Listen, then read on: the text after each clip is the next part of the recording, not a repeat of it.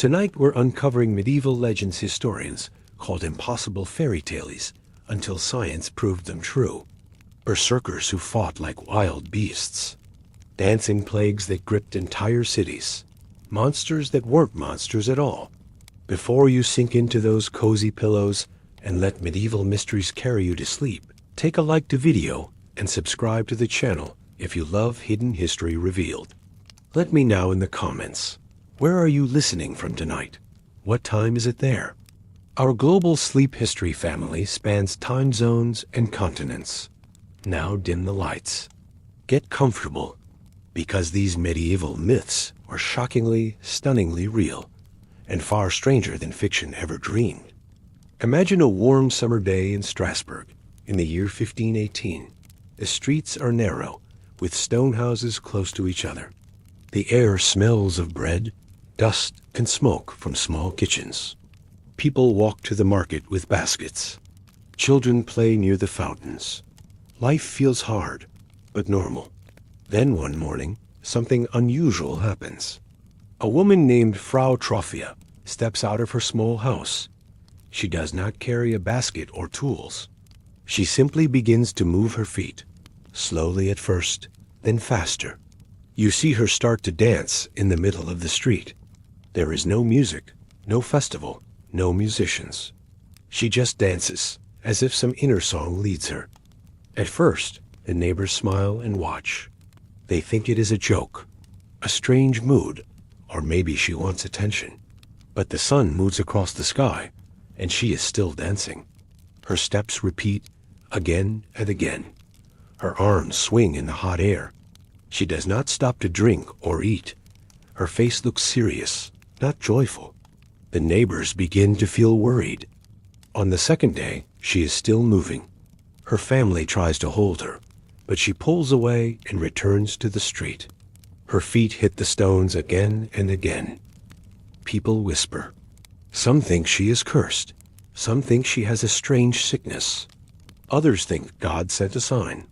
By the third day, something even stranger happens.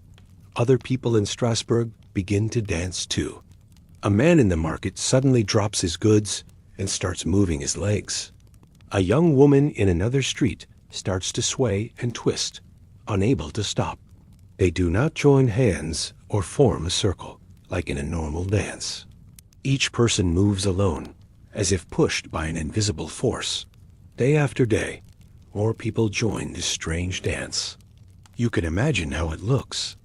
Narrow streets filled with moving bodies, arms and legs never resting, clothes soaked with sweat, faces lost in some faraway place.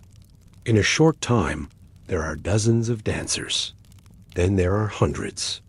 Old records say that by the height of the event, around 400 people danced in the streets of Strasbourg. They danced under the hot sun. They danced in the cool of the night. They danced until their legs shook and their backs hurt. Some fell from tiredness, but after a short rest they stood up and moved again, as if they had no choice. It was not a happy festival. It was a strange and frightening scene for those who watched. People were afraid to come too close, yet they could not look away. Think for a moment how it would feel to see friends, neighbors, maybe even family members moving like this, day after day, without control. You might ask yourself, could this ever happen to me? The city leaders could not ignore this. The streets were blocked. Markets could not work properly. People were scared. So the council met in their hall and tried to understand what was happening. They called the city doctors first. The doctors in that time had a mix of old ideas and new careful observation. They watched the dancers, spoke with families, and looked for patterns. They did not find fever. They did not see clear signs of poison. Many of them decided that the dancers suffered from what they called a hot blood of the heart, or a heavy sadness that turned into wild movement, something like a sickness of both body and mind. They advised that the dancers should keep dancing until the strange energy left their bodies. Today this sounds strange, but back then it felt logical to them. So the council did something that now seems almost unbelievable. They ordered musicians to play for the dancers. They hired drummers and pipers. They built raised wooden platforms in the squares, so the dancers had space to move. The idea was that, with proper music and a clear place, the dancers would dance out the sickness and then collapse, finally free. Imagine the scene again now. A hot city square, a simple wooden stage, groups of musicians playing lively tunes, and below, a crowd of exhausted people moving without joy, following a rhythm they feel inside as much as outside. The music does not help. In fact, many reports say it made the problem worse. The beats and melodies gave the strange compulsion a structure. More people joined, drawn in by the sound and the sight. For a long time, historians thought this whole story was some kind of legend or huge exaggeration. It sounded too strange. A whole city dancing without control for days and weeks. But then, as more old documents were studied, the picture became clear. There are official notes from the city council discussing costs for musicians and platforms. There are letters from priests who describe the dancers with worry and confusion. There are mentions in regional records about the impact on trade and daily life. This is not a fairy tale. It is a real event, carefully written down by people who saw it and had to deal with it. Even tax records show changes, because when many people are dancing in the street, they are not working in fields or shops. And Strasbourg in 1518 was not the only case. Similar dancing events took place in other parts of Europe, especially in the late medieval period. In 1374, along the Rhine River in what is now Germany and the Netherlands, people also began to dance in groups, moving through towns, singing and crying. In some reports, they held hands. In others, they moved wildly. In 1428, there was a case in a convent where nuns began to dance and could not stop. Children in other towns also joined such episodes. These events did not happen every year, but when they came, they left strong marks in local memory and in paper records. You can see how a pattern appears across time and place. Groups of people, under pressure, suddenly acting in the same strange way. Modern researchers from fields like medicine, psychology, and history have tried to explain this. One part of the answer may be found in a small dark fungus called ergot. This fungus grows on rye, a grain that many people used to bake bread. When summers were wet and storage was poor, ergot could spread on the harvest. People often did not recognize it as dangerous. When they ate bread made from infected grain, they took in powerful chemicals. These chemicals can cause muscles to cramp and move without control. They can also create visions, strong emotions, and changes in thinking. In the Middle Ages, another sickness from ergot was known as St. Anthony's fire, when people had burning pains or fits. It is possible that in Strasbourg and other places, milder ergot poisoning mixed with other factors.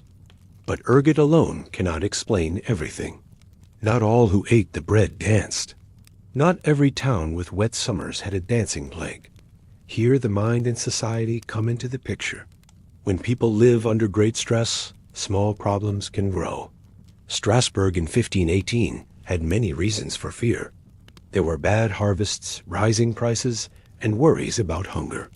Disease moved through cities from time to time. Religious tension was strong. Many people believed that God might punish them, or that saints could be angry.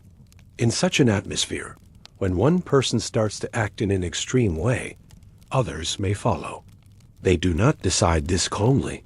Their minds and bodies mirror what they see, especially if they already feel close to breaking inside. This is what modern experts call mass psychogenic illness, or mass sociogenic illness. It is not acting or pretending. It is a real effect where groups of people share signs of sickness without a clear physical cause, like a germ or poison. The trigger is often fear, stress, or strong ideas spread in a community. There are even modern examples in schools or factories, where many people suddenly feel weak, dizzy, or unable to move after seeing one person fall ill. In the Middle Ages, with less understanding of how the body and mind work, such events could grow larger and last longer. The dancing was a visible sign of inner trouble that many people carried at the same time. Think of how people in Strasbourg tried to make sense of it. Some said that Saint Vitus, a saint linked with strange movements and fits, had cursed the city. Others saw it as a test from God. To answer this, authorities did not only call doctors and musicians. Later, when adding more platforms and music did not solve the problem, they also turned to religion. The council decided to move many dancers to places connected with Saint Vitus. They led them away from the busy streets to a quiet shrine. There, priests guided them in prayer, and the dancers rested away from constant watching eyes and constant noise. In that quieter place, the atmosphere changed. The air was cooler, the light softer. There was no crowd pushing them to keep moving. There was no music to feed the rhythm. The dancers could lie down, drink water, and eat simple food. Over time, their movements slowed. One by one, they stopped dancing. For many, it was as if they woke from a strange dream. They remembered some moments, but not all. They felt very tired, as if they had walked a great distance. In this way, the outbreak ended. The city slowly returned to its usual sounds. Market voices, church bells, the creak of wagon wheels. For the people of that time, this was a mystery with no easy answer. But they did not simply give up. They observed what happened. They wrote about it. They changed some of their habits. In later years, leaders paid more attention to the quality of grain. They worried more about storage conditions. They watched for signs of new outbreaks. In some places, they tried to limit big street dances or events that might push emotions too high. Without knowing many details of chemistry or psychology, they still learned from the experience. Today, when you think about the dancing plague of 1518 and the other similar events, you stand at a bridge between myth and reality. On one side, there is the story, a whole city dancing itself into danger, people moving like puppets, music and fear filling the streets. On the other side, there are facts, records, letters, city council decisions, modern tests on old grain, and knowledge about how human minds and bodies respond to stress. Both sides are true in their own way. The story part makes it unforgettable. The factual part makes it understandable. As you picture those narrow streets under the summer sky, you can let the image slowly soften. The sound of feet on stone fades. The music stops. The dancers rest in a quiet chapel, breathing slowly, eyes closed. The city falls into a gentle night. This strange event, once thought to be only a wild legend, becomes a calm lesson about how communities carry fear, how bodies show stress, and how easily people can move together in ways they do not fully choose. And as this scene grows still in your mind, you are ready to move on to another medieval myth that hides a different kind of truth. Now picture the cold northern shores of Scandinavia, many centuries ago. The sky is pale, and a sharp wind comes from the sea. Long wooden ships rest on the beach, pulled up on the sand after long journeys. Around them, men move slowly, checking ropes and shields. Fires burn near simple huts. The smell of smoke, salt and pine fills the air. Life here is hard and quiet most days. But on some days, something very unusual happens. A group of warriors steps away from the others. They wear heavy animal skins over their clothes, the fur of bears and wolves. People whisper a special word when they see them. These are the Berserkers, warriors said to fight like wild animals, without fear and without pain. For a long time, many people thought these stories were only legends. But when old graves and objects were studied, the picture changed. The Berserkers were not just a myth. They were real men with real methods. You can imagine standing near them as they prepare themselves. The sea is gray, the forest dark. The warriors sit in a circle. Some of them wear bear skins, with the head of the animal resting like a hood over their own head. Others use wolf pelts, with long, thick fur. The name Berserker comes from old words that can mean bear shirt, or bear shirt. In any case, the idea is clear. By wearing the skin, the warrior feels closer to the animal. But this change is not only in clothing. These men train for years to control their bodies and minds. They run long distances through the forest. They learn to ignore cold and hunger. They practice shouting and breathing in special ways to build up energy. Their leaders teach them how to focus on one goal so strongly that all other thoughts fall away. There is also another part to their preparation. In the forests of the north grows a bright red mushroom with white spots, known today as fly agaric. People in those lands knew this mushroom very well. It is not like normal food. When prepared in certain ways and used in small amounts, it can change how a person feels and thinks.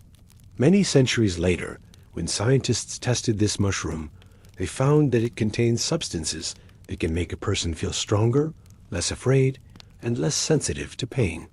It can also cause strange thoughts and visions if used in the wrong way.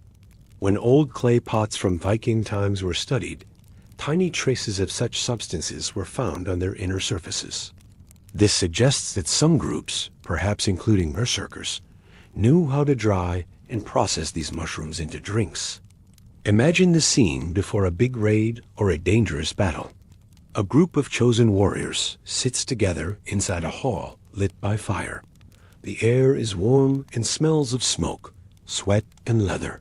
A leader gives each of them a special drink from a rough cup.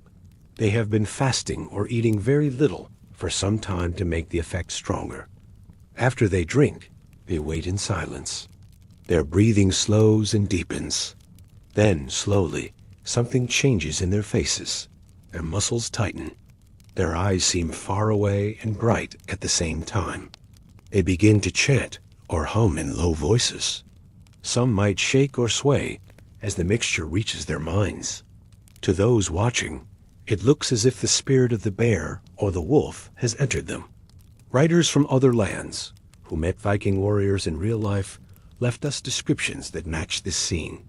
In Old English texts, there are notes about warriors who bite the edges of their shields before a fight, shout loudly, and seem not to care about their own safety. In reports from the distant city of Constantinople, where Viking mercenaries served as elite guards, observers speak of northern men who worked themselves into a strange state before battle, using strong drinks and ritual behavior. They appeared almost like men in a trance. They focused only on the coming fight. They did not turn away from danger. To enemies, they must have looked terrifying and almost not human. But it is important to remember that these warriors were not just wild or out of control. They belonged to a culture that valued discipline, loyalty, and skill. To use such a powerful altered state safely, they needed training and rules. Old stories, when read carefully, tell of long tests that young warriors had to pass before they could become berserkers. They had to show they could follow orders even when angry or excited. They had to show they could come back to a calm state after the heat of action passed. In this way, the group tried to make sure that their special strength did not turn against their own people. The bear and the wolf were not only symbols of rage. They were also symbols of protection for the family and the clan. Over time, however, the world of the Vikings changed. Raids turned into settled farms and towns. New beliefs came with Christian missionaries. Many leaders wanted more quiet order and less risk from men who could enter such powerful states. Some laws began to limit or even forbid berserker behavior. People who once were praised for their wild courage were now seen as a problem if they could not live peacefully among others. Little by little, the open, public role of berserkers faded. They are mentioned in later texts more as figures from the past than as living neighbors. Still, the marks they left behind are easy to see when you look. In language, the word berserk still survives to describe someone who loses control in anger. In archaeology, graves have been found that contain fine weapons along with animal skins and special cups or vessels, showing a connection between battle, animals, and prepared substances. In the bones of some buried warriors there are signs of very hard physical lives, with many healed injuries, strong muscles, and strong wear on joints. Modern researchers who look at these bones and objects and then compare them with old texts can build a fuller picture. It shows that the strange stories about men who fought with the strength of bears and wolves are not simple fantasy. They grew from real practices, real beliefs, and real experiments with the human body and mind. If you think about it quietly, there is something very human in this story. These warriors lived in a world full of danger. Sea storms, cold winters, unknown lands, and armed enemies were all part of their lives. Instead of turning away from fear, they tried to step through it. They used the tools they had: hard training, strong symbols, songs, and plants from their forests. Without modern science, they still found a way to change how they felt and how they acted. Today, people still look for methods to become braver, calmer under pressure, or stronger in their work, though the tools and the rules are different. The Berserkers are an early, extreme example of this timeless wish. Now the fire in the northern hall burns lower. The bearskins hang still on wooden pegs. Outside, snow begins to fall softly on empty shields and quiet ships. The wild shouts of the Berserkers fade into memory. In your mind, the sharp wind becomes a gentle breeze. You leave the cold shore and move toward another medieval belief that once sounded like pure superstition: the idea that some people were taken over by forces they could not see, speaking strange words and moving in unusual ways. In the past, many thought this was the work of spirits. Today, many see it as a sign of illnesses of the mind and the nerves. Another myth of the Middle Ages begins to open, showing both fear and care inside it. Picture yourself walking through a medieval village on a quiet afternoon. Chickens scratch in the dirt near wooden houses. Smoke rises slowly from chimneys. Most people work in fields or workshops. But suddenly, you notice a small group gathered around one house. A man stands in the doorway, his eyes wide and moving fast from side to side. His hands shake. He speaks words that make no clear sense, mixing languages or sounds no one understands. His body twists in strange ways, as if pulled by something inside. The neighbors watch with worry. Some cross themselves. Others call for the priest. This man, they say, is taken or possessed. For centuries, stories like this sounded like dark superstition. People thought medieval life was full of imagined demons everywhere. But when old records in modern medicine look closer, a different picture appears. These were real people with real changes in their minds and bodies, and their communities tried to help in the ways they knew. You can imagine the scene more clearly now. The air smells of earth and wood smoke. The man moves restlessly, repeating sounds or phrases. Sometimes he stares at nothing. Sometimes he seems afraid of shadows or voices only he hears. His family explains that this started slowly, maybe after a fever or a hard time in life, maybe after seeing something frightening. In that time, without knowledge of nerves or chemicals in the brain, people saw this as spirits entering the body. The priest arrives with a wooden cross and holy water. He speaks calm words from old books. He leads prayers that everyone knows by heart. The village joins in, their voices soft and steady. They believe these words have power to drive away whatever holds the man. This is not anger or punishment. It is care, done with hope and routine, like calling a doctor today. Church records from across Europe describe thousands of such cases. Monks wrote them down carefully, with dates and names. In France, Germany, England, and Italy, priests noted when people acted this way. They called it different names, but the signs matched: sudden changes in speech, odd movements, times of deep quiet mixed with bursts of energy. Some cases lasted days, others weeks or longer. Importantly, these writings were not just stories. They were part of church duties. Priests had to report to bishops. Bishops sent letters to Rome. This created a large collection of papers that survive today. Historians read them and see patterns. Most cases happened in hard times, after bad weather, hunger, or losses in families. Stress made minds fragile, and small changes grew larger. Modern doctors look at these old descriptions and recognize familiar conditions. Many match what we now call epilepsy. This is when bursts of electrical activity in the brain cause shaking, strange feelings, or lost awareness. Other cases sound like what today is called schizophrenia, with hearing voices or mixed thoughts. Some seem like severe anxiety or reactions to loss. Still others match Tourette syndrome, with sudden sounds or movements. In the Middle Ages, a fever or head injury could start these. Without medicine, they lasted longer and looked more frightening, but people noticed details. Priests wrote that some cases came with full moons, others after eating certain foods, others only in certain families. These were early observations, written without modern words, but with real care. The way communities responded shows something important. They did not always chase people away or hurt them. In many places, families kept their loved ones close. Priests visited often. They used rituals that calmed everyone. Holy water, prayers, and simple touches brought a sense of order. Sometimes they sang soft songs or read from books.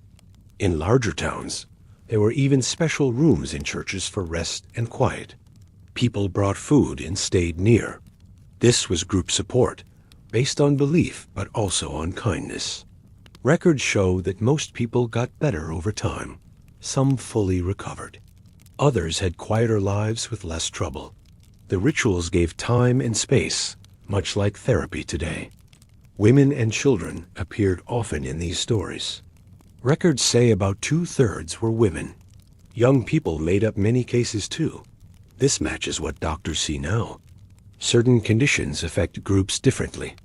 Stress from daily work, childbirth, or family duties could play a role. Villages noticed this too. Some places made special prayers for women after hard births. Others watched children closely after fevers. These were not random fears. They came from watching patterns over years.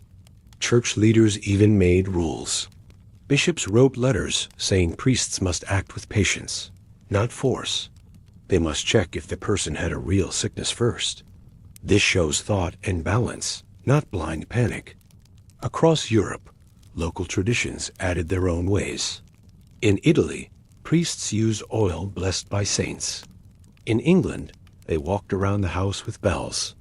In Germany, communities held night watches with candles.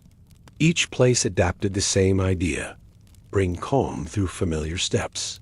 Some stories tell of travels to far shrines. Families carried their person on carts, singing the whole way. At the shrine, they left gifts and stayed in quiet prayer. Many returned home improved. These journeys were hard but hopeful, like modern trips to healing places. What happened when cases did not improve?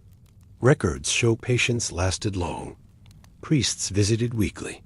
Families adjusted their lives. They learned small ways to help. Quiet rooms, simple foods, avoiding bright lights or loud sounds. This matches modern advice for such conditions. Without knowing why it worked, they found helpful patterns. Church courts even stepped in sometimes. If a priest acted too harshly, higher leaders corrected him. Paper trails show this balance. Thousands of cases, handled with recorded care. Today, when you read these old pages, you see human struggle and human strength together. Medieval people faced changes in mind and body they could not name. They wrote everything down. They shared knowledge across towns. They built systems of help based on what worked. No microscopes or brain scans, but endless watching and noting. Modern medicine confirms much of it. Epilepsy described in 400 AD texts matches today's signs. Psychotic episodes follow the same paths. Their care rituals often calmed without harm. From superstition grew real wisdom. Some cases had natural causes too. Old lead pipes brought poison into water. Bad bread caused shakes. These mixed with mind troubles. People learned slowly. They changed pipes. They checked grain. Each step built knowledge. Church libraries hold books on herbs for calm. Monks grew plants for soothing teas. This was medicine in robes, growing side by side with prayer. As the sun sets on that medieval village, the voice is quiet. The man rests on a simple bed, breathing steady. Neighbors leave small gifts of bread at the door. The priest walks home through darkening fields.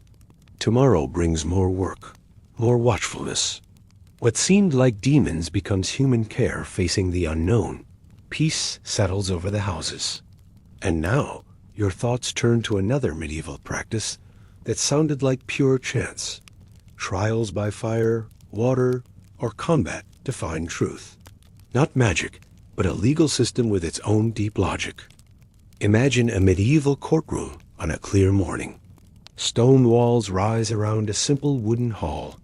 Sunlight falls through narrow windows onto long benches. People from the village sit quietly, waiting. Two men stand before a judge in dark robes. They argue over land, a stolen animal, or a broken promise. Words go back and forth, but no one can prove who tells the truth. No witnesses saw everything. No papers show the facts. The judge looks serious. He knows old laws from church books and king's rules. Then he speaks words everyone knows. We will ask God to show the truth. This is trial by ordeal, or judgment of God. For a long time, people thought this was wild magic or blind chance. But when you read the legal texts, it was a real system with rules, steps, and reasons that made sense in that time. You can see the scene now. The air smells of wood polish and candle wax. The judge explains the choice. One side can take the ordeal. The other watches. Everyone prays together first. A priest stands near with a cross. This is not anger or show. It is part of law, like swearing on a Bible today. The most common ordeals used simple things from daily life. Water, fire, or bread. For cold water ordeal, a stone sits in a church font or river pool. The person reaches in with bare hand, touches the stone, and pulls it out. Then they wait. Judges check the skin later. Red marks mean one thing. Pale skin means another. The idea came from old beliefs that clean hands stay clean in holy water. Guilty ones, they thought, would feel heat inside. Fire ordeals used a glowing iron bar or hot plowshare. The person carried it a short set distance or walked over it. Again, they bandaged the hand right away.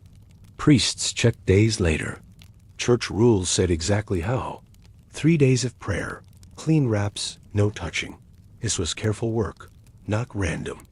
Records show judges trained for years. They knew what normal skin looked like after heat. They watched for tricks like herbs or ice. Thousands of cases fill old books. Dates, names, results. Most ended with both sides accepting the sign. No big fights after. Bread ordeal was softer. The person held blessed bread and prayed not to choke if lying. Swallowing showed truth. This fit for priests or holy places. Women used it more. Children too. Each type matched the crime and person. Murder cases took fire. Small thefts took water. Oaths came first always. People swore on relics or saints. Breaking that oath was worse than losing the trial. Kings made laws about it. Church councils set rules in big meetings.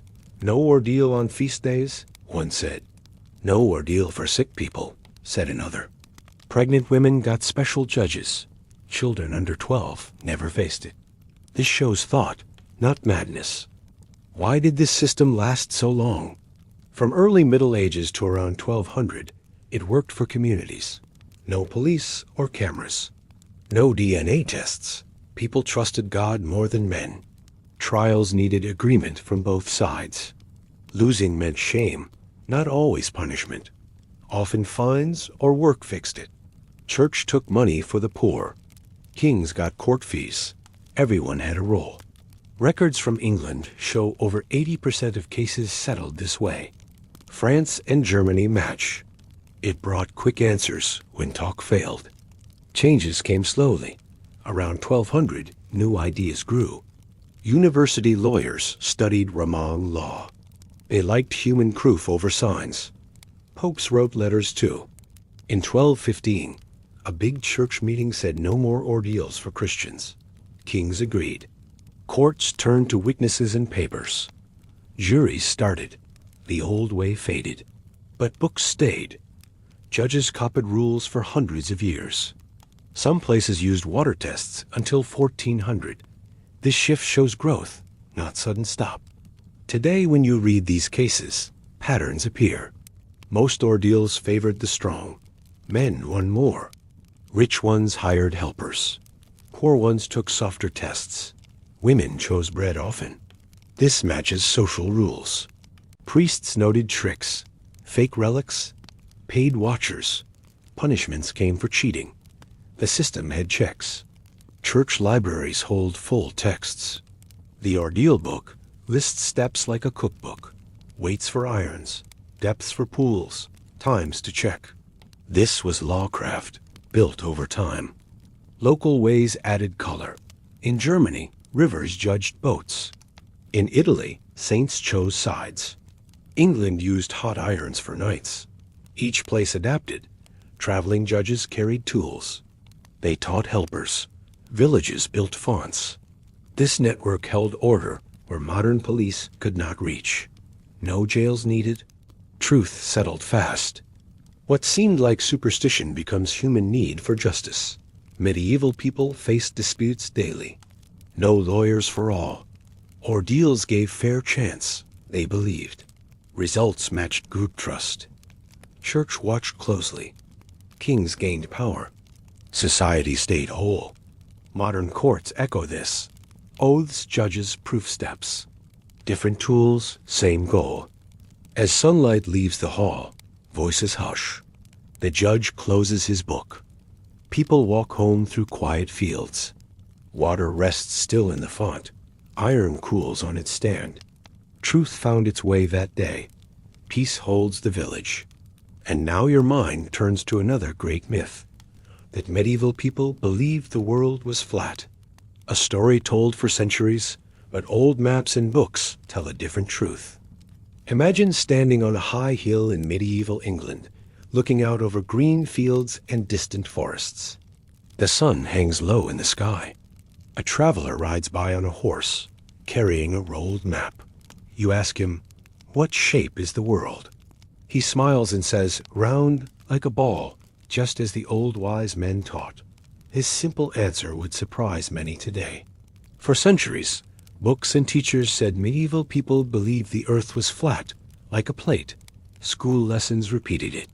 Cartoons showed knights afraid to sail off the edge. But when you open real books from that time, read letters from monks, and study old drawings, the truth comes clear. Educated people in the Middle Ages knew the earth was round. They measured it. They drew it. The flat earth idea is itself a myth, born much later. You can picture a monk in a stone library around the year 1000. Candlelight flickers on wooden desks. He copies a book by an old thinker named Ptolemy. This Greek wrote long ago that the earth is a sphere. The monk adds notes in Latin. The world turns like a ball in space. He draws circles to show it. Outside his window, farmers work the land. They might say the earth feels flat, but the monk knows from books and stars. Church leaders read these same texts. Popes had maps showing round oceans. Kings sent sailors with charts that curved at the edges. This knowledge came from Rome, Greece, and Arab lands through trade. Church fathers wrote about it early. A man named Bede in England, around 700, calculated the earth's size using shadows. He said it takes a year to walk around it. Another, called Isidore, drew round maps in Spain. By 1100, every big church school taught this. Students memorized numbers. The earth is 25,000 miles around. They watched ships sail away, masts disappearing last. This proved the curve. Sailors brought stories from voyages. No one fell off edges. Horizons always rose ahead. University records show the details. In Paris around 1200, teachers debated Earth's exact size. One monk named Sacrobosco wrote a book used everywhere. "The sphere is perfect," he said. God made it so. Students drew globes in notebooks. In Italy, artists painted round earths in church ceilings. Oxford monks measured shadows at noon. Their numbers matched old Greek's almost perfect. This was science, step by step, without modern tools. Maps prove it too. The most famous, called the TO map, shows a round world. A circle divided into parts: Europe, Asia, Africa. Oceans flow around, no flat plates. Bigger maps from monasteries show mountains, rivers, cities on a globe. Travelers like Marco Polo wrote home, "The world curves under your feet as you ride east." Kings read these and sent more explorers. Vikings sailed west knowing oceans circle back. Why did the flat earth myth start?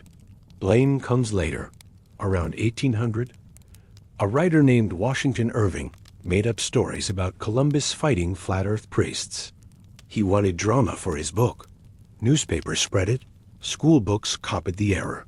By 1900, everyone knew medieval people feared edges. But real letters show the opposite. Columbus argued about distance, not shape. Priests said, "Yes, round, but too far to China." Farmers might have felt different. They saw flat fields daily. Church paintings sometimes showed flat lands for simple stories. But leaders and learners knew the truth. Arab traders brought better math. They measured Earth's bulge with stars. Europeans copied their work. Monks in Ireland watched northern lights bend over horizons. All signs pointed round. Church art tells the story. Dome ceilings painted with round skies. Altars held globe models. Popes gave round earth gifts to kings. This was not secret knowledge. Cathedral schools taught every boy who could read. Girls in nunneries learned too. By 1300, every mapmaker drew spheres. Sailors trusted them crossing oceans. Modern digs find more proof. Old globes hide in church attics. Compass roses on maps show curves. Star charts match round skies. No flat earth panic anywhere. The myth grew from bad history books, not real fears. Today, space photos confirm what medieval scholars guessed right. Local stories add wonder. In Germany, hills called World's End were just high views. Sailors joked about edge fish, but sailed anyway. Monks wrote poems about round voyages home to God. Knowledge spread by horse, ship, and pen. From Baghdad to Britain, round earth united thinkers. What seemed like dark ignorance becomes bright learning. Medieval people watched skies, measured shadows, sailed seas. They built the knowledge we use. No telescopes needed. Just eyes, math, and questions. The flat earth tale teaches us myths about the past hide real minds at work. As the sun sets over those green hills, the traveler rolls his map away. Stars appear one by one, circling a round sky. The monk closes his book in the quiet library. Farmers rest in flat-seeming fields under a globe world. Peace covers the land. Truth stands round and steady. Now your thoughts drift to healers of that time. Doctors who mixed herbs with wisdom, watching bodies closer than we once thought. Picture a busy street in medieval Paris around the year 1250. Stone buildings line the road. Students in long robes hurry to classes. The air smells of fresh bread, horse stables, and herbs from market stalls.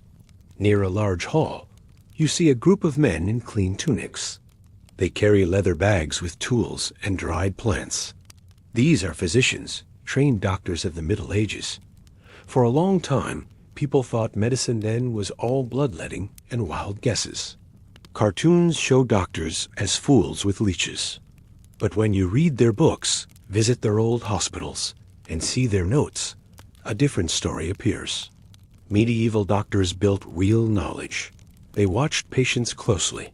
They wrote down what worked. They created systems that saved lives long before modern drugs. You can imagine walking into one of their schools now. The room has high ceilings and wooden benches. Sunlight falls on open books. A teacher stands at a desk, holding a human skull and pointing to bones.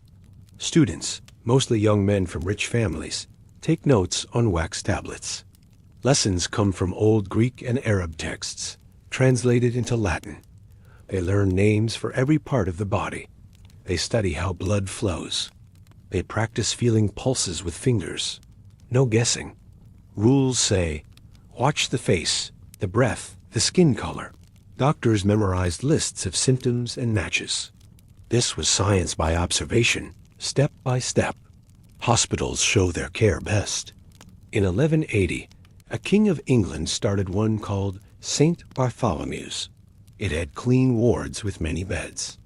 Rules filled books. Wash hands before touching patients. Change sheets weekly.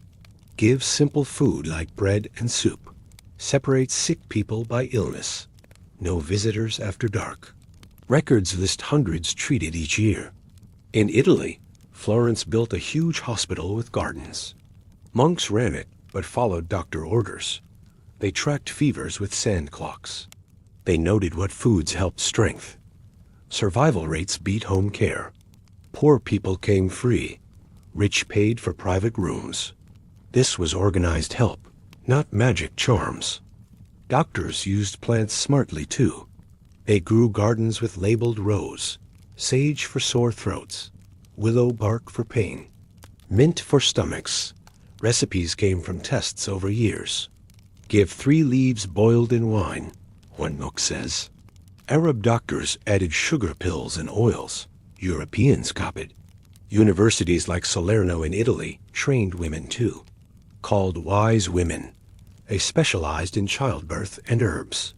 Records name over 50 female doctors by 1200. They wrote books passed to daughters. Surgery grew careful. No wild cuts. Rules said bind wounds tight. Wash with wine. Check daily. Big hospitals had bone setters. They straightened breaks with wood splints. Eye doctors removed cataracts with needles. Records show high success. One Paris surgeon fixed club feet in children. His method lasted centuries. No germs known, but they boiled tools. Hot iron stopped bleeding. Clean rags covered cuts. Patients rested weeks in quiet rooms. University training lasted years. First, read books. Then watch masters. Then treat with help. Exams tested everything. Fail once, try again. Pass, get a license ring. Kings checked lists yearly. Bad doctors lost rings. Good ones got rich. Records named stars, like Gilbert the Englishman. His book listed 1,600 remedies, used across Europe. He watched plague survivors and noted patterns. Women patients got special care. Doctors wrote rules for monthly cycles, pregnancy diets, childbirth positions. Midwives worked with them. Books warned, never pull the baby. Let nature lead, survival improved. Royal women trusted these teams. Queens had doctor guards on travels. Travel spread knowledge. Arab traders brought Indian herbs. Crusaders saw Turkish baths for cleaning. Monks copied Chinese pulse books. Universities sent students abroad. Paris taught Oxford. Bologna taught Paris. By 1300, every big town had a doctor guild. They shared notes yearly. What worked best? Observation. Doctors charted weather with illnesses. Wet springs brought lung troubles. Dry summers fevers. They matched foods to seasons. Village doctors kept family trees of sicknesses. This family gets shakes every fall. Patterns guided care. Modern eyes see limits. No vaccines. Germs unknown. But foundations built right. Hospitals cut deaths by grouping patients. Herbs match today's drugs. Willow bark is aspirin. Sage kills germs. Clean rules saved lives. Their books fed Renaissance doctors. Plague hit hard in 1348, but hospitals stood strong. Records show 40% survived with care. Doctors wore masks, stayed distant. They learned quarantine from ports. Ships waited 40 days. Name stuck, quarantine. As evening falls on that Paris street, students roll scrolls away. The physician packs his herb bag. Hospital lamps glow soft. Patients sleep under clean sheets. Knowledge grows quiet but steady. What seemed dark craft becomes bright watching. Care holds the night. Now your mind turns to great fears of that time. Plagues and end-of-days signs that felt real under heavy skies. Imagine a medieval town in autumn 1347. Golden leaves fall slowly from trees lining the cobblestone streets. Smoke rises gently from thatched roofs, where families prepare evening meals. Merchants pack their wagons after a long market day, counting coins under fading light. Church bells ring softly for evening prayer, calling people to gather in stone halls filled with candle glow. Life moves in its steady rhythm day by day, season by season. But lately, whispers spread from distant port towns along the trade routes. News of trouble travels on ships from far eastern lands. Sailors speak of it quietly over mugs of ale. People feel a deep worry settling in their chests. Preachers in small chapels mention it during sermons, calling it God's warning to live better lives. Chroniclers' men, who wrote daily records for towns and monasteries, pick up their quills and note the rumors in careful Latin script. This is the time when Europe faced great challenges from disease. For centuries, stories painted it as pure end-of-days horror, with dark riders galloping through night skies and stars falling like judgment. But when you read the actual town records, preacher notes, council minutes, and survivor tales, a different picture forms layer by layer. Fear was real and heavy, but people watched closely, changed their habits step by step, and built practical answers from uncertainty. These challenges tested communities, and many found unexpected strength within themselves and each other. You stand now in a busy harbor town on the Mediterranean coast, where wooden ships rock gently against stone docks. The air smells of salt water, tarred ropes, and fresh fish from morning catches. Sailors unload bolts of cloth, sacks of spices, and barrels of wine from distant Asia. Town leaders, mayors, and guildmasters meet urgently in low-ceilinged halls lit by oil lamps. They ask each other, what do the old books from Arab traders say? What worked in past troubles? Records from distant cities like Constantinople tell of waiting ships offshore until danger passed. No one steps on land for full weeks. This simple idea spreads fast along trade roads. Italian ports like Venice and Genoa make it official law, 40 days of waiting before unloading. The word quarantine enters languages, from the Italian for 40. Harbor masters paint white crosses on waiting ships and send food by boat.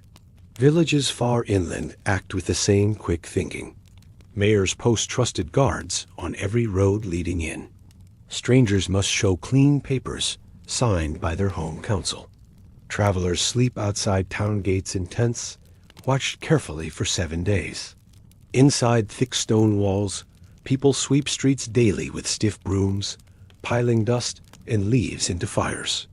They burn old clothes and bedding that smell musty. Markets move to wide open fields beyond walls, with stalls spaced far apart, no crowding under one roof. No large groups gather in narrow church naves. Priests deliver mass from high pulpits in the open air, their voices carrying on wind. Detailed books of rules appear overnight, copied from town to town. Dig deep pits far outside for all waste. Boil well water before drinking. Hang wet cloths over doors. These simple steps, born from watching what worked in neighbor places, helped communities stay organized. Council minutes list the differences. One place follows orders and keeps steady routines. Another ignores and sees more confusion. Church leaders guide everyone with steady hands. Bishops ride from town to town, writing letters read aloud in every chapel. Care for neighbors as brothers. Feed those in need. Share no blame, God tests us all. Processions walk main streets at dawn, carrying tall statues of saints on wooden platforms. Not wild crowds, but orderly lines of townsfolk, 2 by 2, singing familiar hymns. Families share kitchen gardens, trading carrots for potatoes across fences. Neighbors leave bread loaves and jugs of water at doorsteps. Shared work builds new trust amid worry. Chronicles note it plainly. In shared trouble, we grew closer than before. Preachers teach from pulpits. Challenges come like storms and go again. God watches every small act of kindness.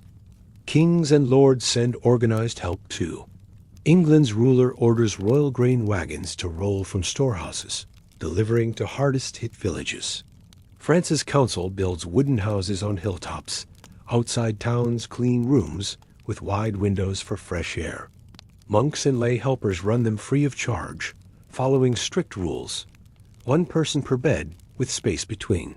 Wash hands in vinegar before entering. Fresh air flows through open shutters day and night. Records list thousands helped this way, with names and dates. Communities that kept open windows and boiled water stayed more organized. Fear of end times grew from strange signs in nature. Bright comets crossed night skies for weeks. Earth shook gently in mountain valleys. Harvests struggled the year before from endless rains. People linked them naturally. God speaks through sky, ground, and empty barns. But wise leaders balanced the message. Popes from Avignon wrote long letters. Pray with open hearts, but work with strong hands too. No calls for wild flights or closing gates forever. Towns adapted instead. Art grew from the time. Church paintings of dancing figures reminded people to live kindly each day. New songs spread through markets. Dark winter passes, green spring returns. Families planted extra seeds early, sharing tools. Chroniclers wrote everything daily, like careful journals. One monk in a Tuscan hill town counted houses affected by week. First week, 10 new houses closed. Second week, 50, but rules slow confusion. He noted winds from north, dry weather, and foods in stores. Patterns appeared clear. Ports affected first from ships, then roads to farms. Mountains slowed everything. His leather-bound book traveled by messenger to other towns. Leaders read pages at night by candlelight and copied useful parts. Knowledge spread faster than rumors, carried by horse and shared quill. Women often led the daily work with calm hands. They boiled white cloths for cleaning, cooked thick barley soups with onions for strength, watched neighborhood children play at safe distances. Records named them proudly. Agnes the helper of wells, Maria who brewed teas. Guildmasters paid them in silver for their steady work. When waves of trouble passed after months, good changes stayed forever. Streets stayed swept and wide. Markets kept open spacing. Travel papers with seals became normal for all journeys. Houses for care grew twice as large with stone walls. Universities in Montpellier and Paris added studies of past challenges to lessons.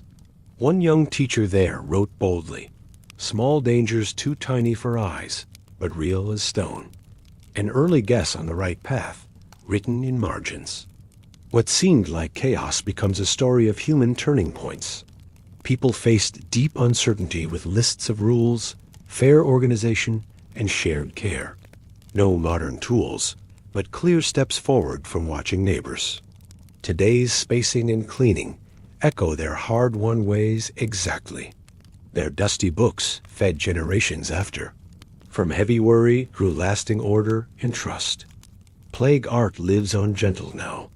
Church-stained glass windows show saints walking over green fields after storms. Folk songs sing of fresh springs blooming after long, dark winters. The town sleeps peacefully under the same stars that watched it all those centuries ago. Strength holds quiet in every home. And now your thoughts drift to strange beasts from that world. dragons breathing fire, unicorns with healing horns, basilisks with piercing eyes, all growing from real sights twisted by far travels into living myth. Imagine a bustling medieval marketplace under a bright midday sun. Colorful stalls line the dusty square, selling bolts of dyed cloth from Italy, sacks of cinnamon and pepper from distant Asia, and carved wooden animals for children. Travelers from far lands unpack their wagons with exotic goods, long white spirals of ivory, strange spotted skins, massive yellowed bones pulled from riverbeds. A loud merchant climbs onto a wooden crate, holding high a gleaming spiral horn longer than his arm. Unicorn horn from the eastern wilds. He shouts, cures poison, heals fevers, brings good fortune. Children push forward, eyes wide with wonder. Adults gather close, whispering about dragons sleeping in deep mountain caves, basilisks whose single glance could stop a heart, and manticores with human faces and scorpion tails. Monastery shelves across Europe hold thick bestiaries, beautifully illustrated books of beasts, with drawings of winged serpents, one-horned horses, and snakes hatched from rooster eggs. For centuries, modern people laughed at these tales as pure childish fantasy. Knights battling fire-breathing dragons? Tiny serpents born from chicken eggs that could kill with a look? Impossible. But when you dig into actual trade records, read traveler journals, examine archaeological finds, and match medieval drawings to real animal parts, a fascinating truth emerges layer by layer. Many of these famous monsters grew directly from genuine sightings of unknown animals, combined with distance, storytelling, and human wonder. What seemed like wild imagination had solid roots in the real world of trade and discovery. You stand now right beside that merchant's stall. The air carries a rich mix of dust from wagon wheels, tangy sea salt from coastal trade, and the earthy scent of tanned leather bundles. The merchant spins his tale with practiced drama. This unicorn horn comes from the forehead of the sacred beast, guardian of hidden mountain springs. One touch heals the sick. But examine the object closely. That beautiful white spiral matches perfectly a narwhal tusk ivory from the long spiral tooth of a whale that lives in icy northern seas. Viking traders harvested these from washed-up whales or hunted them in small boats. They carried the tusks south through Norway, Denmark, and down the great rivers to Central Europe. Kings paid their weight in gold. Apothecaries, herb sellers, ground the ivory into healing powders. Church treasuries displayed them as holy relics. Actual shipping records survive. 1253 shipment to Paris, 50 unicorn horns, valued at 300 silver marks. Sailors knew the real source, but happily let the unicorn myth grow. The stories doubled the selling price and filled their purses. Dragons reveal an even richer story. Giant fossilized bones washed out by rivers or dug up during quarry work formed the backbone quite literally of dragon legends. Travelers found massive leg bones from long extinct mammoths or dinosaurs sticking from cliff sides. A German monk in 1215 wrote excitedly to his abbot, "Discovered in mountain cave, bones of giant winged serpent, larger than any ox." He carefully sketched what fragments he saw: huge curved teeth, thick vertebrae, ribs like barrel hoops. No complete skeleton, just scattered parts. Pilgrims returning from the Holy Land added crocodile sightings from Egyptian rivers. Northern fishermen told of giant river eels and storm-tossed whales. Mix these images with cave winds that sounded like roaring, and dragons were born. Local chronicles record organized dragon hunts where knights excavated bones for village festivals. 1203, near the Danube, dragon skull unearthed, teeth like swords. Most likely whale skulls or cave bear remains, but the villagers paraded them with great ceremony. Basilisks grew from even more everyday observations. Medieval farms occasionally produced rare rooster eggs, small, thin-shelled from stressed or ill birds. Folklore said if a toad or snake incubated such an egg, a king of serpents would hatch. a small lizard with a bright crown-like crest on its head. Farmers actually witnessed this. The hatched creature was usually just a common horned lizard or viper hatchling, but travelers who heard the tale passing through villages exaggerated wildly. One stare from its eyes kills instantly. Only a rooster's crow can drive it away. Bestiaries illustrated the basilisk as a fierce crowned serpent with jewel-like eyes. The cure matched real farm practice. Roosters crowing at dawn scared off snakes. Village healers spread herbal remedies, claiming to protect against basilisk glances. Often just common mint or garlic hung at doorways. Unicorns drew from multiple real beasts. Ancient Roman coins showed single-horned Indian rhinoceroses, but the images faded from memory. Then giraffe reports from Egyptian traders became camel leopards with impossible necks. Marco Polo himself, traveling through Asia in the 1270s, saw wild rhinoceroses and wrote home. Hairy unicorns like wild oxen, very fierce, with single horns. His famous book, copied across Europe, described them exactly. Thick wrinkled skin, short legs, aggressive nature. No delicate white horse, but a very real dangerous animal. Medieval painters faithfully copied Polo's details, giving us rhinoceros unicorns with armor-like hides. Phoenix birds came from ritual observations. Arab traders sold firebird ashes from desert eagle or heron feathers burned in religious ceremonies. European monks saw the bright feathers in smoke, drew rebirth from flames pictures. Griffin legends mixed eagle talons found in mountains with lion-like stepcats seen by Silk Road caravans. Two beasts fused in one grave. Travelers wrote of jumbled bone finds. Sailors heard hyenas laugh at night and called them werewolves. Each monster traced back to a physical object. A tusk, bone, skin, feather passed hand to hand through trade networks spanning thousands of miles. Trade routes were the true monster makers. The Silk Road carried elephant tusks labeled giant tooth monster. Indian traders brought tiger skins called man-eaters. African caravans offered antelope horns labeled demon spears. Without photographs or zoos, merchants retold stories around campfires, each version growing taller. Monks copying bestiary drawings changed proportions, snouts lengthened, wings enlarged, colors brightened.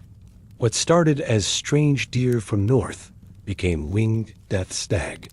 Distance twisted facts into fantasy, while real objects fueled belief. Church and village culture shaped the stories further. Monasteries used beasts for moral lessons. The unicorn symbolized Christ's purity too wild to tame, except by a virgin.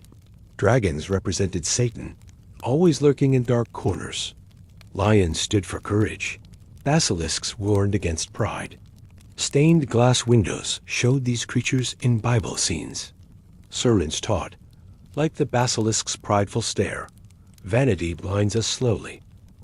Peasants listened during harvest festivals, then returned to farming without fear. The monsters lived in books and art, not nightmares. Modern archaeology confirms every link. Narwhal tusks fill cathedral treasuries labeled unicorn. Ground rhino horn powders sit in old pharmacies. Crocodile skins hang in monastery, dragon displays. Fossil mammoth teeth match dragon fang, illustrations exactly. Bestiaries match real animals bone for bone, scale for scale. No pure invention, just wonder meeting the unknown. Local traditions added endless variety.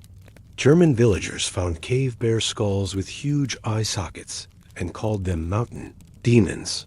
Italian fishermen displayed giant squid beaks as sea devil mouths. English shepherds found fossilized sea urchins and named them fairy loaves. Each community built its own monsters from local finds. As sunlight fades from the marketplace, the merchant carefully packs his narwhal tusk back in straw.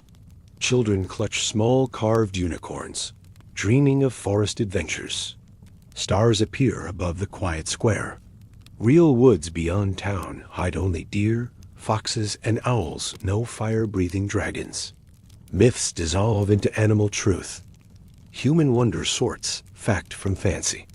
Now your thoughts turn to witches, real numbers behind legendary fires, laws that shaped the Great Hunt through centuries of fear and reason. Imagine standing outside a stone town hall in southwestern Germany around the year 1580. Tall windows glow with candlelight from inside. The air carries the scent of wood smoke from nearby houses and fresh ink from scribes' tables. A crowd gathers quietly in the square, farmers in wool cloaks, merchants with ledgers, women holding baskets. Inside, judges in black robes review thick paper files stamped with wax seals. Accusations fill the air. Complaints about strange words, worries about bad luck, stories of animals failing or bread not rising. This is a witch trial, part of Europe's great hunts. Popular stories claim millions burned in endless fires, and that terror ruled every village for centuries. Yet detailed court records, letters, and legal codes show a more controlled, limited picture. The hunts had clear times, places, rules, and numbers, much smaller and more structured than legend suggests. What once looked like total madness becomes a complex story of law, fear, belief, and human limits. Step through the heavy wooden doors into the hall. Long tables hold stacks of documents tied with colored ribbons. Candles flicker in iron holders, casting soft light on serious faces. The head judge, a trained lawyer who studied in a university, reads charges aloud in a calm voice. Witnesses step forward and place hands on a Bible before speaking. The accused stands in simple clothes, hands unbound, listening. Questions follow strict forms taken from law books. What exactly did you say that night? Were you present when the animal fell ill? Did you visit this house before misfortune came? Every answer is written down by scribes with careful hands. Church rules demand at least 2 agreeing witnesses before any serious decision. Many cases fall apart at this first step. In some regions, records show that most accusations ended with no punishment when neighbors' stories did not match, and people returned home together once the hearing was done. Numbers draw the true outline. Between roughly 1450 and 1750, Europe saw an estimated 110,000 formal witchcraft cases. Of these, about 40,000 to 50,000 people were convicted, and between 35,000 and 45,000 were executed over 300 years. It is a heavy number, but very far from the millions, often repeated in modern tales. On average, fewer than 200 people per year across the entire continent received the harshest sentences. The peak period came between about 1580 and 1630, mostly in parts of the German lands, Switzerland, and eastern France. England saw far fewer, under 500 executions in total. Southern Europe, including Spain and Italy, also had far fewer cases than legend suggests, because central church institutions often blocked local enthusiasm. Orthodox lands like Russia and Greece had very few witch trials of this type at all. When you place dots on a map, they cluster into hotspots, small rural regions, border zones between faiths, and areas under heavy war stress. Big cities like London and Paris were usually much calmer, with courts there more inclined to reduce or drop accusations. Patterns of who was accused say even more. Around 3/4 of the accused were women, especially widows, older women living alone, and folk healers who used herbs and charms. Men also appeared in the records, often in roles like shepherds, village officials, or relatives of accused women. People in their 40s to 60s were most often named. Young children were much less common than dramatic stories imply. Many accusations began after conflicts. A dispute over a broken fence, an unpaid debt, a sharp comment in a moment of anger. Someone might say, "After she spoke in anger, my luck changed." In small communities where everyone knew each other, such links were easy to draw. Courts, however, did not simply accept them. Legal notes show judges comparing timelines, asking if anyone else heard the words, and checking if similar misfortune happened before. One accusation alone rarely led to conviction. Several unrelated neighbors, over years, made cases stronger. Even then, some judges refused to proceed if things seemed driven by old grudges. The legal system around witchcraft grew very detailed. Early in the 1400s, church inquisitors handled many spiritual crimes, including alleged magic. They traveled between towns, asking questions and reporting to bishops. In the 1500s, secular courts, those run by princes and city councils, took over much of this work. University-educated lawyers built handbooks on how to handle witch cases, combining Roman law principles with local customs. Famous books from the late 1400s argued for harsh measures, but in practice, many courts ignored the most extreme advice. Instructions in court manuals often stressed caution. Do not trust dream evidence. Do not use forced questions to create confession. Always seek several independent witnesses. In some places, higher appeal courts overturned local verdicts. For example, city councils wrote to princes asking them to review trials, and sometimes whole series of cases were stopped from above. Women who practiced healing with herbs stood at the center of many hunts. Villagers relied on them for help with childbirth, minor injuries, and everyday sickness. Court records show lots of respect for their skills in normal times. But in periods of tension, after poor harvests, during war shortages, or when unfamiliar diseases spread suspicion, fell quickly on those whose work touched life and health. A healer whose remedies once seemed effective might later be blamed if a child did not recover or a storm damaged crops. Yet even then, trials often revealed how much people valued them. Neighbors stepped up to defend a midwife's character, telling stories of times she helped mothers and saved babies. Sometimes these testimonies outweighed fear, and cases broke down before any harsh sentence. Fear and belief traveled along with news of special events. During the 30 Years' War, armies marched across Central Europe. Soldiers passed through villages, spreading rumors and stories from distant regions. Refugees carried tales of witch storms and cursed valleys. Chroniclers show that in war-torn areas, accusations rose noticeably, mirroring stress and disruption. In contrast, calmer regions with strong central authority often saw far fewer cases. Kings and queens in places like France and Sweden eventually stepped in to stop hunts, issuing clear orders to end trials. In France, a royal rule in the 1680s effectively shut down new witch prosecutions. In Sweden, a famous case of false child testimony led to sudden review and closing of many trials.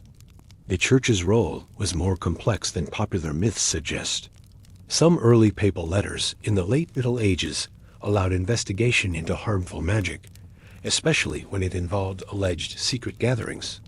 But later church leaders grew increasingly wary of extreme hunts. Bishops sent inspectors to check whether local courts followed proper rules.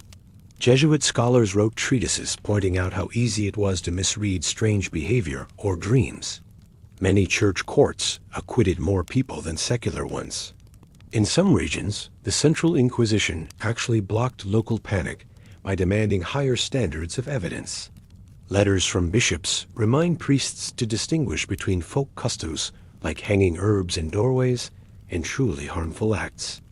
False accusations did not go unpunished. Laws in several German states, in England, and in Scandinavian kingdoms made it a serious offense to accuse someone without solid reason. When courts discovered that stories had been invented or witnesses had been pressured, accusers could face fines, loss of property, or public shame.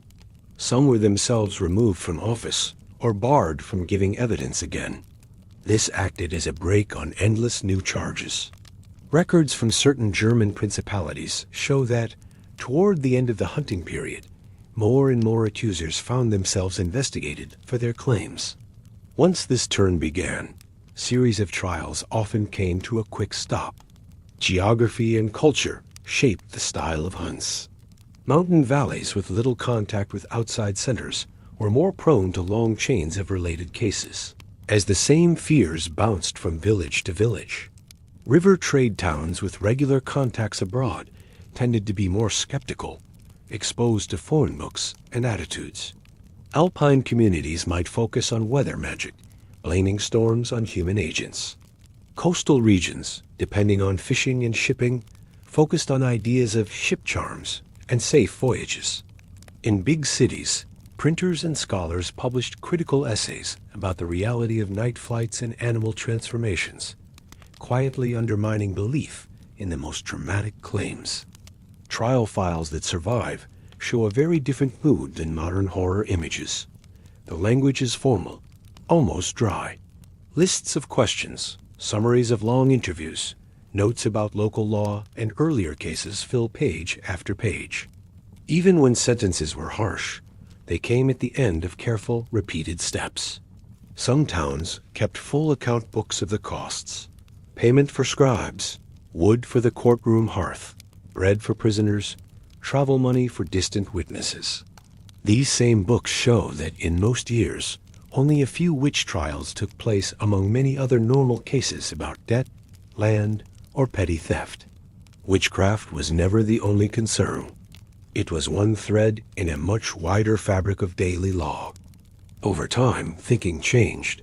By the late 1600s, more judges, doctors, and theologians began to question the very idea of secret night flights and animal transformations. They argued that people might confess under pressure to things that never happened.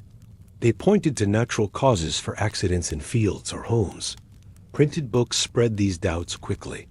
Legal academies trained new generations of judges to demand harder evidence.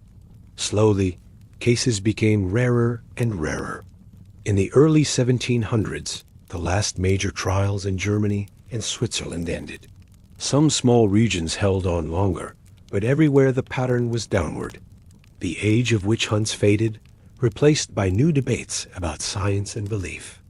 As darkness falls outside the town hall, the candles inside burn low. The judges lay down their quills and close the heavy covers of their law books. The last witness of the day goes home through quiet streets. Somewhere, a family breathes with relief as they learn that a case has been dropped. Neighbors share simple food at an inn, talking softly about the day's events. Above them, the sky is clear and still. What later stories turned into endless flames and chaos appears here as something different. A difficult, troubling legal chapter with real people, real fears, and real limits. Myths about millions and constant panic give way to measured facts, numbers, and lived experiences. Now, as the square empties and night birds call softly from the nearby trees, your thoughts drift toward another hidden truth of the Middle Ages, the world of money and trade. For a long time, people said that medieval times were dark and poor, that no real markets or banks existed. Yet behind closed shutters, coins changed hands, letters of credit crossed borders, and great fairs filled fields with goods from far and wide. Imagine walking into a wide green field at the edge of a medieval town at dawn. The grass is still wet with dew. But today, the field is not empty. Dozens of bright tents rise like small colored hills. Flags flap gently in the cool air. Wooden stalls stand in long rows, their shelves waiting for goods. Pack animals graze nearby, resting after long journeys. This is a great fair day, a trading event that will last for weeks. For a long time, people said the Middle Ages were dark and poor, with little trade or money, as if everyone lived only from their own small fields. But when you look at real records of fairs, merchant accounts, city tax books, and letters between traders, you see a different world. Medieval Europe was full of movement, markets, money, and even early forms of banking. The myth of a frozen, simple economy melts away like morning mist. You can picture the fair waking up slowly. The air fills with the smells of bread baking in clay ovens, wool cloth being unrolled, and spices from distant lands. Merchants from Italy spread out fine silk and bright glass beads. Traders from Flanders display thick woolen cloth woven in their northern towns. Local farmers unload cheese, honey, apples, and barrels of ale. People speak many languages at once: French, Italian, German, English, and strange words from even farther away. Silver and gold coins pass from hand to hand. Some carry heavy leather money belts. Others use folded letters, proving that money waits safely in a distant city. These big fairs, like those in Champagne in France, or at Frankfurt and Cologne in Germany, were at the center of European trade. They happened on fixed dates each year, often supported by special laws from kings and lords. Travelers had safe conduct letters promising protection on the roads. Judges sat in small tents, ready to solve disputes quickly. It was not chaos. It was a highly organized business season. Coins themselves tell a deep story. In early medieval times, many areas used mostly silver pennies. As trade grew, more types of coins appeared: larger pieces, foreign money from neighbors, and regional issues with local rulers' faces. Town councils kept careful lists of which coins were accepted and their values. Money changers sat behind sturdy tables, weighing and testing each piece with practiced fingers. They bit the metal gently, listened to the sound when it dropped, watched for clipped edges. In big towns, small bronze coins served for daily bread and market goods, while silver and gold traveled long distances in bags on horseback. No one could carry large sums safely for weeks at a time, so new tools appeared: written promises. Imagine a merchant from Florence who wants to buy wool in Bruges, far to the north. Carrying a chest of coins across mountains and rivers would be dangerous. Instead, he visits a banker in his home city. The banker writes a letter, a simple sheet of parchment saying that another banker in Bruges will pay the merchant a set amount when he arrives. The merchant leaves most of his coins in Florence and carries only this letter, hidden safely. When he reaches Bruges weeks later, he goes to the partner banker, shows the sealed letter, and receives local coins there. At the same time, messages go back to Florence to adjust accounts on both sides. These were early bills of exchange, and they allowed large-scale trade without heavy money bags. Italian merchant families, like the Medici, the Bardi, and the Peruzzi, built great fortunes using such tools. Towns lived and breathed through trade taxes. City books list tolls from gates and bridges. So much per wagon, so much per sack of grain, so much per bundle of cloth. Rulers granted market rights to growing towns, allowing them to hold weekly markets and special annual fairs.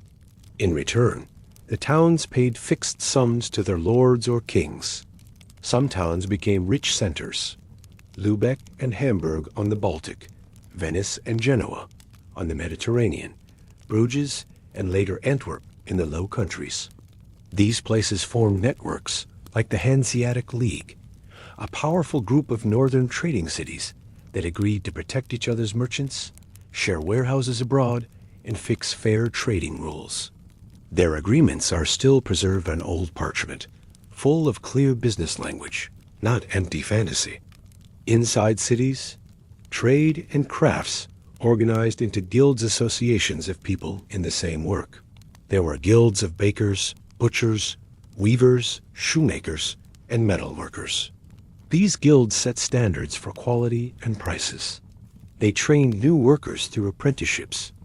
A young person lived with a master for years, learning each step of the craft. After enough experience, they became journeymen, traveling to other towns to learn new techniques.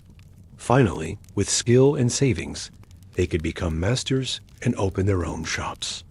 Guild rules, written in careful Latin or early local languages, talk about fair weights, honest measures, and times when work must stop, like on holy days. They find members who cheated or sold bad goods.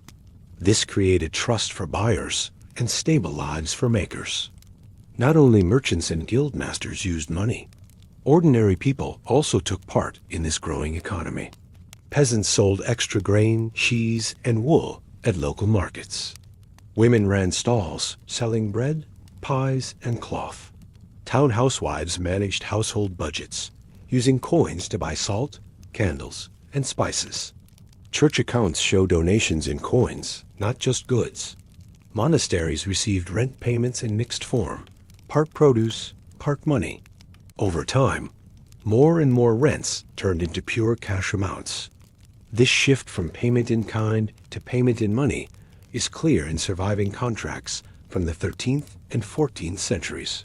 The idea that no one used coins in daily life simply does not match what the documents show. Interesting details appear in the ways people handled risk. Sea voyages could fail, caravans could be robbed, storms could sink ships. To spread risk, merchants formed partnerships. A rich backer stayed at home, putting up most of the money. A traveling partner went on the road, doing the buying and selling. Profits were shared according to prior agreement. Losses, too. Early forms of insurance appeared, especially in port cities. For a fee, a group would promise to cover some losses if a ship did not return. Contracts spelled out wind conditions, routes, and deadlines. These written agreements survive in archives and show clearly that medieval merchants understood risk and tried to manage it. One of the most surprising facts is how far medieval trade reached. English wool went to Italy. Italian silk traveled to France. Baltic amber and furs went down to German and Dutch markets. From the east came spices, silk, and fine steel blades. From Africa came gold and some luxury goods. Caravans crossed long roads through deserts and mountains.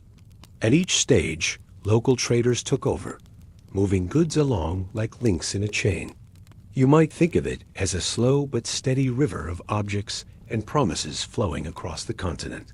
No telephones or electronic messages, only letters carried by messengers on horseback. Yet deals were made, honored, and repeated for generations.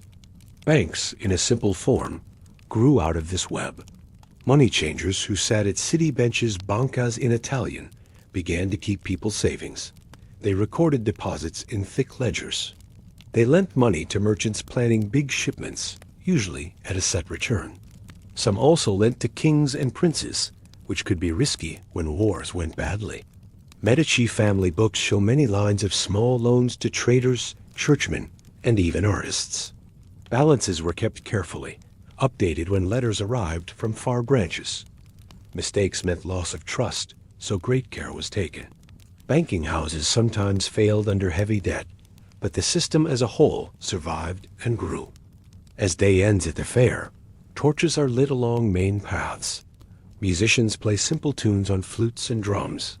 Merchants sit around shared tables, counting coins and making notes in small leather books. Deals made by spoken word and handshake will be written into letters the next morning. Somewhere nearby, a money changer locks his chest and covers his scales. A guild master explains tomorrow's work schedule to his apprentices. Ordinary townsfolk carry home baskets of fresh cheese and a few rare treats. Maybe a pinch of pepper or a strip of bright ribbon. The evening air cools. Stars appear slowly above tents and stalls. What older stories called an age without money or trade now looks very different in your mind. You see fairs, markets, coins, banking letters, organized guilds, and long-distance caravans all forming a complex living economy. The myth of dark, empty centuries gives way to the rhythm of buying, selling, saving, and planning.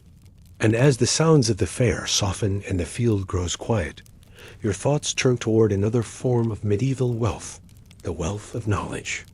In the next scene, you will walk into early universities, where students in plain robes listen to brilliant teachers building ideas that still live in our world today. Imagine entering a quiet stone building just before sunrise in a medieval city like Bologna, Paris, or Oxford. The streets outside are simple mud, carts, market stalls, but inside this building, something very different is happening. Long wooden benches fill a hall. On them sit young men in plain dark robes, some with ink stains on their fingers. At the front stands a teacher in a heavier gown, holding a worn book in Latin. For a long time, people said the Middle Ages were an age without learning, a time when no one questioned old ideas and nobody studied deeply. But when you step into these early universities in your mind, you see another reality. Medieval Europe built a whole system of higher education that shaped law, medicine, philosophy, and science for centuries to come. The myth of empty, ignorant centuries fades in the soft lamplight of these lecture halls. You sit quietly on a bench among the students. The teacher reads a short passage from Aristotle, an ancient Greek philosopher, then pauses. He looks up and begins to explain the words slowly in Latin, sometimes switching to the local language for clarity. Students scratch notes on wax tablets or in small parchment books. They are not just memorizing. They are asking questions. Could the heavens move differently than Aristotle wrote? How does the human body really work? What is a fair law? All over Europe, in places like Bologna in Italy, Paris in France, and Oxford in England, groups of teachers and students formed corporations' legal bodies called universities. These communities wrote their own rules, elected leaders, and negotiated with city councils for rights and protections. If a student was accused of a crime, the university often asked to judge the case itself. This protected scholars from unfair treatment and allowed ideas to grow more freely. Each university specialized in certain fields. Bologna became famous for law. Students there studied Roman legal texts, local customs, and new laws from kings and popes.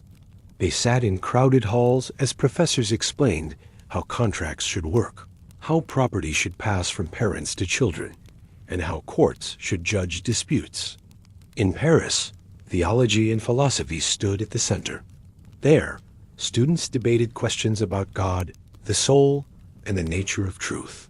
In Oxford and Padua, natural philosophy grew strong, what we might call early science. Thinkers like Thomas Aquinas, Albert the Great, and Roger Bacon all taught or studied in these networks. They wrote books that tried to fit faith and reason together, reading ancient authors alongside new observations. Far from blocking curiosity, many of these teachers encouraged it. Look at the world God made, they said in different ways. Study it carefully.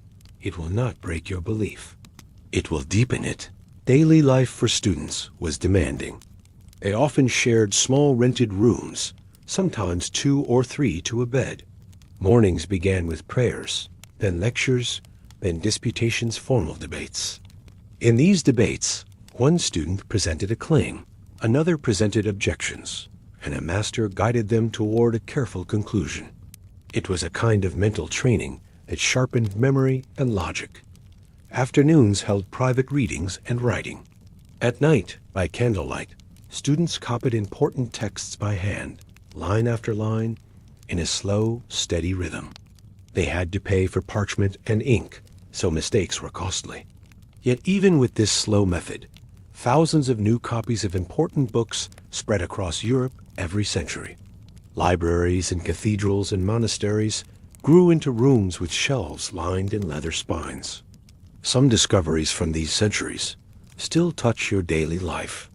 In the field of optics, a thinker named Roger Bacon and others studied how light travels through air, water, and glass. Their work led later to eyeglasses, which first appeared in Italy in the late 13th century. In astronomy, scholars refined old Greek and Arab models of planetary motion, creating detailed tables that sailors used to navigate seas and travelers used to plan journeys.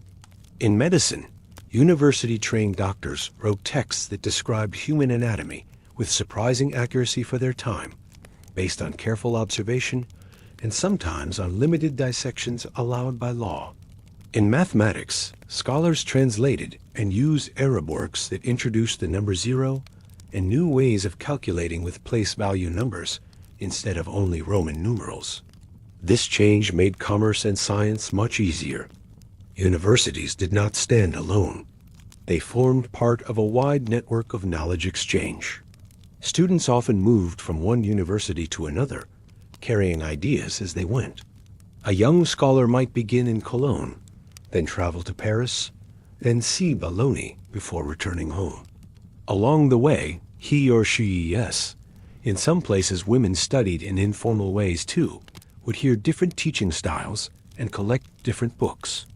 Letters flew between scholars asking for copies of new works or arguing about ideas.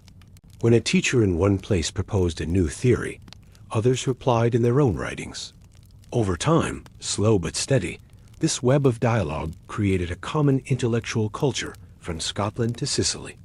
It is easy to imagine that only noble-born sons could enter these halls, but the picture is more mixed. Some students came from wealthy families.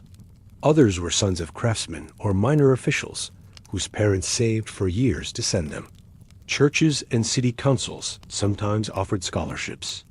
In some universities, poor students served as helpers, ringing bells or copying texts in exchange for instruction. Life was not comfortable. Lodging was simple, food plain, winters cold. Yet many chose this path because it offered a way to rise in the world. A degree in law, theology, or medicine opened doors to positions in royal courts, bishops' offices, city governments, and cathedral chapters. Of course, these universities had limits. They operated within a worldview shaped by Christian belief and classical texts. Some topics were sensitive. Certain questions about faith had to be handled with great care. Condemnations were issued when ideas were seen as too dangerous or confusing for ordinary believers. But even these conflicts showed that the world of learning was alive, not frozen. Debates meant that people were listening, thinking, weighing, and sometimes correcting each other. Over time, new subjects entered the halls. Natural history, mechanics, and later, when printing presses arrived, a flood of rediscovered ancient works and new observations. As you imagine leaving the hall at the end of a long day, the sky is already dark.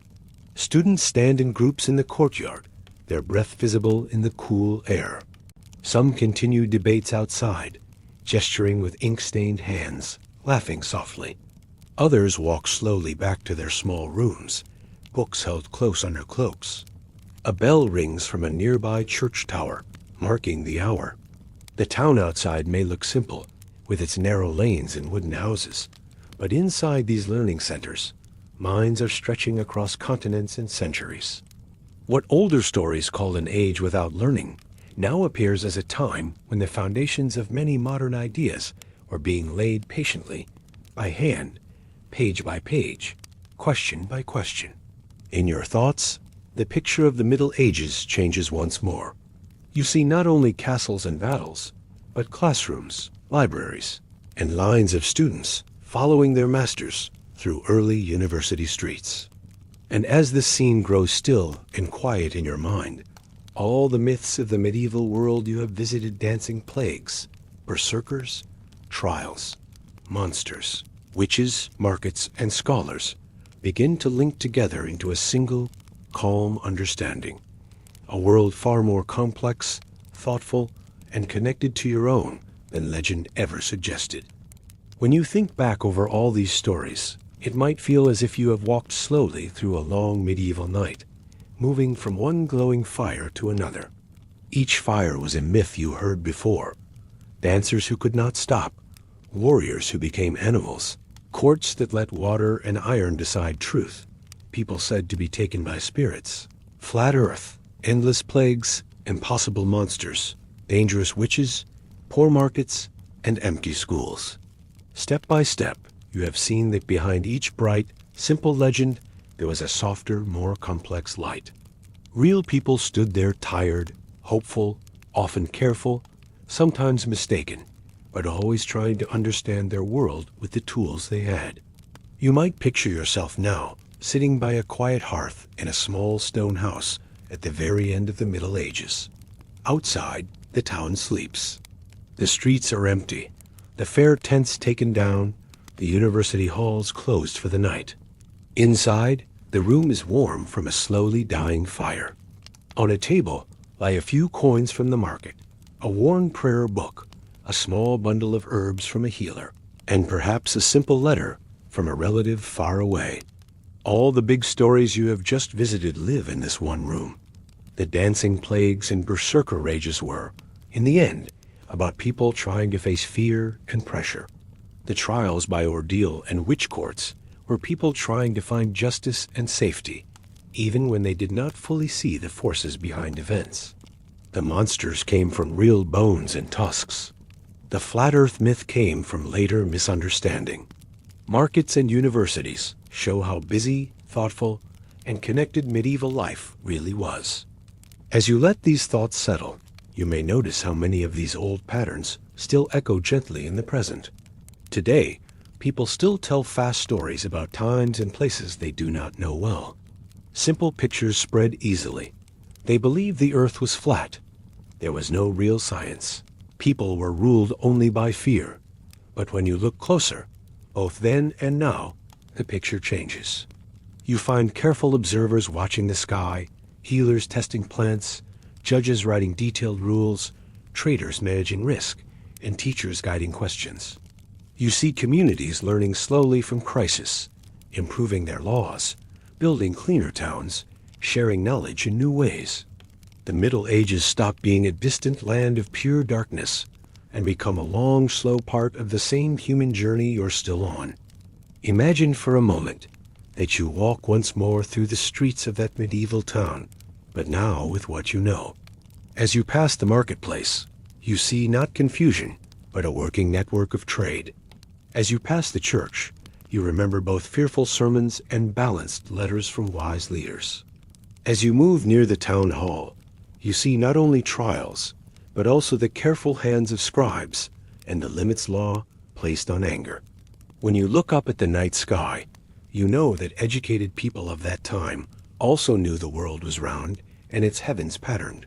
And if you walk past the university door, you can almost hear the low hum of ancient debates about questions that still matter today. Slowly, the streets grow more quiet in your mind. The echoes of dancing feet fade. The roar of berserker warriors sinks back into the sound of distant sea waves. The heavy voices of judges, priests, and merchants soften into a gentle murmur. Even the imagined wings of dragons and the sharp horns of unicorns fold back into whale tusks and fossil bones. What remains is a calm, steady sense that between myth and reality there is always a narrow bridge. Medieval people walked that bridge as best they could, just as people do now. As you sit again by that small hearth, the last coals glowing softly, you may feel your own breathing slow. The long chain of stories, from the first strange dance in Strasbourg to the last quiet classroom in Oxford, turns into a single gentle thread easy to hold. You have seen that the Middle Ages were not only tales of fear, but also of learning, adaptation, and quiet courage. You can let these images grow softer now. The fairs empty, the courts close, the libraries darken, and the university bells fall silent. The myths that once shouted become soft voices, easy to set aside for the night. And as all these scenes drift away like smoke rising into a clear sky, you are left simply with a peaceful sense of distance. The medieval world rests far behind you, no longer a place of sharp fear or simple stories, but a calm landscape of human lives doing their best in another time. You can let that landscape fade to gray, like a picture slowly dimming at the edge of vision, until only quiet remains.